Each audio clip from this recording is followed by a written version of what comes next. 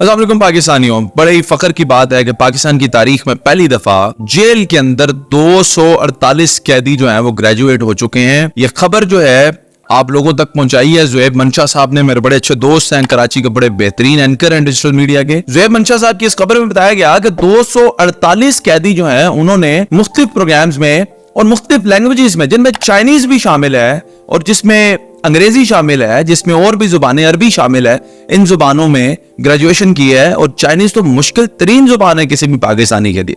और आप ये देखें, इसके अलावा आईटी के डिप्लोमे इन लोगों ने किए हैं, ग्राफिक्स में और बहुत सारे इन्होंने डिप्लोमे हासिल किए हैं। ये 248 बंदा पहली दफा पाकिस्तान की तारीख के अंदर, ये बड़ी बात है कि जेल के अंदर बैठ के इन लोगों ने ये डिप्लोमे हासिल किए। अब सवाल ये पैदा होता है कि जेल के अंदर बैठ के 248 लोग कामयाब तो हो गए, इन्होंने डिग्री हासिल कर ली, ये अल खिदमत फाउंडेशन की मदद से हुआ, उनको भी बहुत बड़ा क्रेडिट जाता है।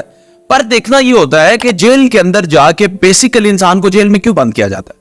तो जेल में जाके वो क्या करेगा? उसको बंद करने का मकसद ये है कि जो उसने जुर्म किया है उसके एवज उसको एक सजा दी जाती है और उस सजा के जरिए उसकी तरबियत की जाती है, जबकि पाकिस्तान की जेलों में ऐसा होता नहीं है। अमूमन पाकिस्तान की जेलों में एक दफा जो कैदी जाता है उसके बाद वो मुजरिम ही बन के आता है पक्का।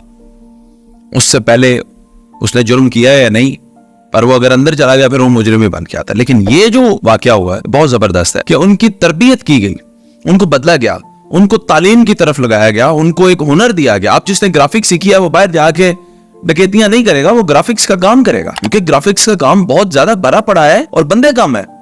जिसने आईटी का डिप्लोमा किया है वो अपने लिए नौकरी ढूंढेगा, जिसने चाइनीज में अपनी ग्रेजुएशन की है वो अपनी नौकरी ढूंढने की कोशिश करेगा। तो ये लोग जब जेलों के अंदर इस तरह तालीम को अगर फरोग दिया जाएगा, टेक्निकल एजुकेशन को फरोग दिया जाएगा, ऐसे भी लोग हैं जिन्होंने जेल के अंदर बैठ के पेंटिंग से लाखों रुपए कमाए, अपने घर खर्चा भेजते थे, ऐसे भी लोग पाकिस्तान में मौजूद हैं।